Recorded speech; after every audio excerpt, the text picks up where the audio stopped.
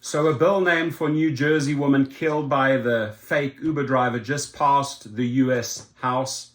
The parents that lost this girl due to this incident have been pushing for better safety standards and have basically forced politicians to act, which is a good thing, right? So this is Marcy and Sima Josephson. They meet with Rep. Chris Smith in his Washington office. Smith is sponsoring legislation named for their late daughter, who was killed when she got into a car she thought was an Uber driver, right? So the investigative arm of Congress would be required to produce a comprehensive study of the ride-sharing industry under legislation spurred by the murder of a New Jersey woman that passed the US House Wednesday.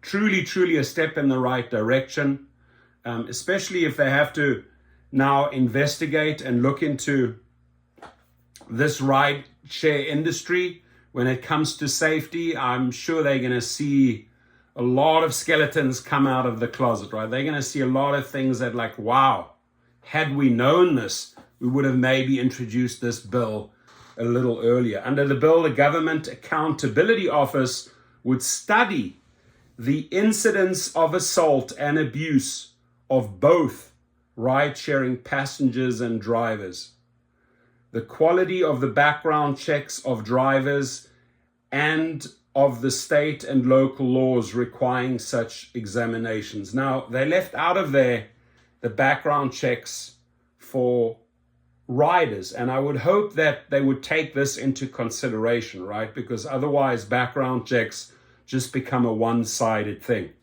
right? Riders are protected, drivers are not protected. So, we should write to these congressmen and insist that safety starts on both sides, right?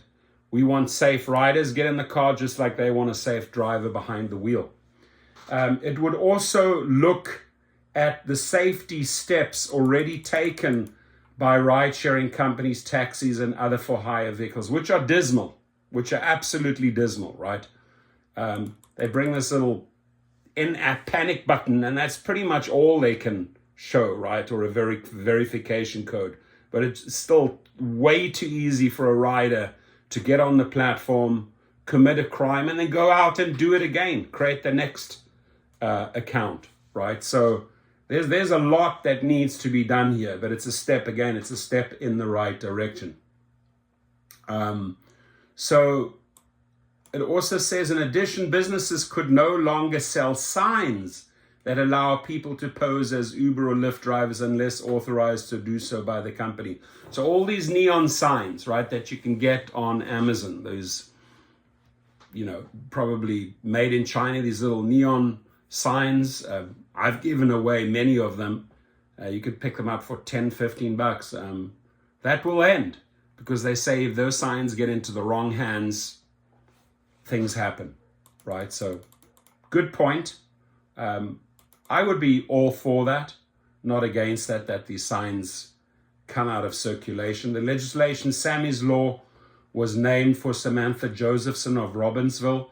Josephson's 21, a senior at the University of South Carolina, was killed in 2019 after getting into a car she thought was her Uber. The driver, Nathaniel Rowland, was convicted of murder in 2021. The need for Sami's Law is absolutely compelling.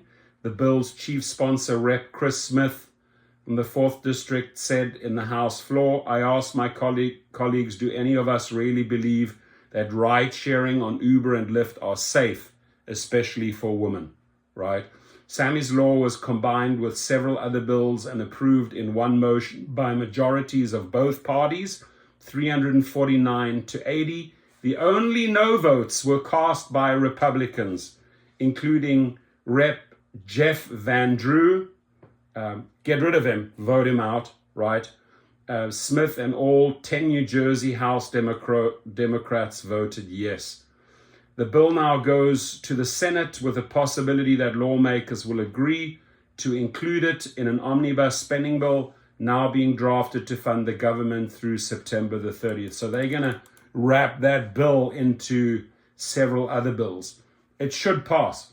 But this latest version was weaker than Smith's original bill, which passed the House in July 2020, but never came up for a vote in the Senate, and the one he reintroduced in February in 2021. Before the bill, I don't know why it would be a weaker version. I mean, you got to pass safety, right? Why are they anti-safety? Are the companies influencing them, right? The companies say, well, we're not going to give you any dollars anymore towards your campaign if you put this bill out. It's sad. It's sad that politicians on both sides of the aisle can be bought, ladies and gentlemen. That is sad. So that first bill that was introduced, which was quite a powerful bill, should have passed. But then it got watered down and it weakened, right? And you can only assume that the companies had a role in that, right? No, that's just too harsh. We don't want that to pass. And by the way, we'll withhold those donations, those campaign donations, if you put this bill on the floor. It's politics, my friends. It's politics, right? Before the bill reached the House floor this week, Smith dropped a provision requiring ride-sharing vehicles to have digital verification systems matching the passenger with the driver. Why not? Why not allow that, right? He said that both Lyft and Uber technologies fought the measure. There it is. Fought the measure opposition he called mind-boggling, right? They fought that. This is how much, this says it all. I did not read this. This is the first time I'm coming across. This says it all, right? That the companies fought that safety precaution. That means they do not want to keep you safe. It was introduced by the politicians. It could have easily passed. The companies fought it. And he said it is mind-boggling that they don't stand for safety. The two ride-sharing companies spent $2.7 million to lobby the federal government during the first 9 months of 2022, according to the research group Open Says. Spent $2.7 million buying politicians, and those corrupt politicians sell out because they'll accept those $2.7 million. Corrupt politicians on both sides of the aisle, right? And they basically, the politicians are in bed with these companies, not pushing through these safety standards, right? So if something happens, it's not only Uber and Lyft that has blood on the hand, but the people that accepted the money and sided with the companies. Remember that, right? Remember that. And the politicians should remember that. We continue to take action and invest in technology policies and partnerships to make Lyft as safe as it can be. Don't talk shit, Lyft. You know that's a bunch of crock, right? You know it, right? Detected.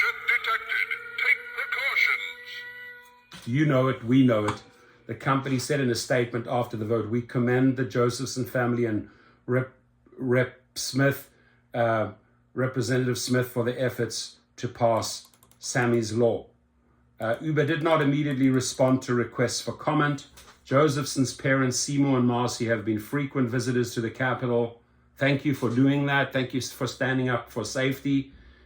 Josephson's parents, we appreciate you. In Sami's name, Smith said during the debate, we act to protect rideshare passengers and their drivers, and we take an important first step to safeguard others from unspeakable pain that Seymour and Marcy now endure.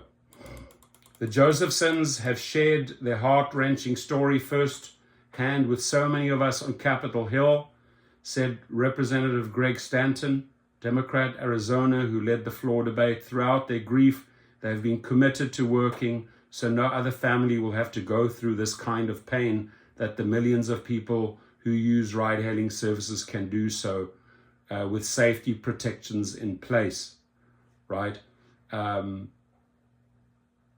Governor Phil Murphy signed a state law named for Sami Josephson in 2019 that requires illuminated signs and digital barcodes on ride-sharing vehicles. It boggles me. Again, it's so true here. It's so mind-boggling that Uber and Lyft would spend that type of money, right, to water down the bill and get rid of some of the most important safety precautions that should have been in there. But they paid $2.7 million to corrupt politicians, and they can easily sway their opinion, right? So it goes to show you how companies and politicians work together. However, if you are persistent, just like we will be persistent, the drivers, if you are persistent like these parents, you will get it through. They pushed and pushed and pushed. They were relentless. And it's thanks to them that to a certain degree, the safety standards have increased after this bill will be signed by the Senate. I do believe this will go through. It will be the law of the land, and there will be a review of the poor safety standards for drivers and riders. Hopefully something good comes about. And again, shame on all those politicians that accepted the $2.7 million. And thank you again to the parents of this girl. We appreciate you. Your comments, please.